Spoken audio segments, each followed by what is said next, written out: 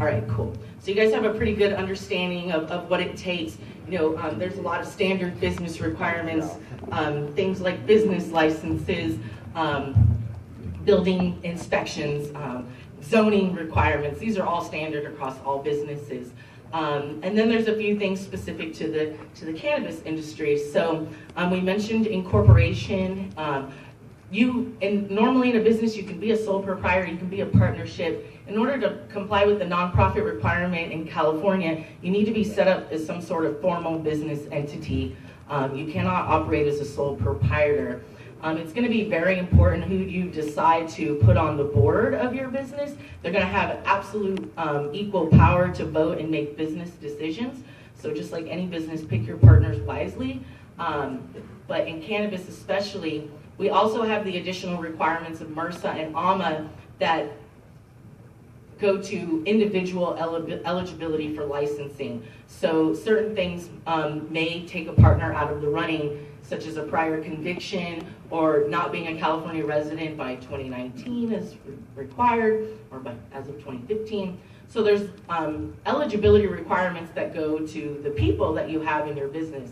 And then there are eligibility requirements about your location. So like any business, you got to pick your location wisely, but your choices are going to be limited in the cannabis industry. So you need to start early in identifying whether it's a farm and land that you're going to work on or whether it's a retail location that you need. You got to get started on those things earlier. When the rules do come out about which areas of the city and what types of zones are allowed, the landlords immediately hike up their prices because they understand the value and the limited supply of those locations. So those are two very important considerations that are different than any other business: the eligibility of your business partners and the eligibility of your location of your business.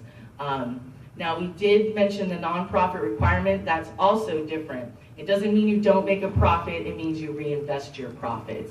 And profits are what you have left over after you pay yourself and all of the staff. So it's really important that for tax reasons, you set up your bookkeeping correctly from the start. And then also for the nonprofit purposes, so you can track your revenue. As a nonprofit, you're not tax exempt, so some of the onerous requirements of that don't apply, but you still need to be able to track every single penny that comes in and out of your business. So nonprofit doesn't mean you don't make a profit, it doesn't mean you can't have a business or that you have to work for free. But it does have some special requirements about what happens to the money. And so as we transition to for-profit, it's going to be difficult for existing nonprofits to convert and transition and get licenses under the new laws as for-profits.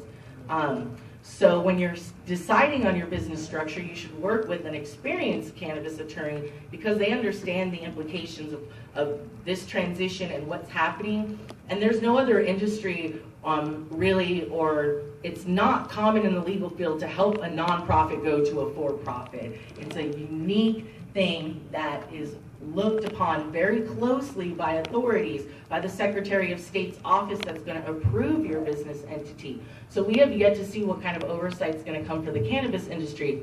But when you're setting up your business, you need to make sure that the entity you choose falls under the category that you want to work under. Now, if you want to stay a nonprofit under MRSA or even Prop 64, by all means, go for it. But if you're looking at going into the industry so that you can, make some money, become a successful capitalist, then your business structure is going to be something that you will need to be very careful about whether or not you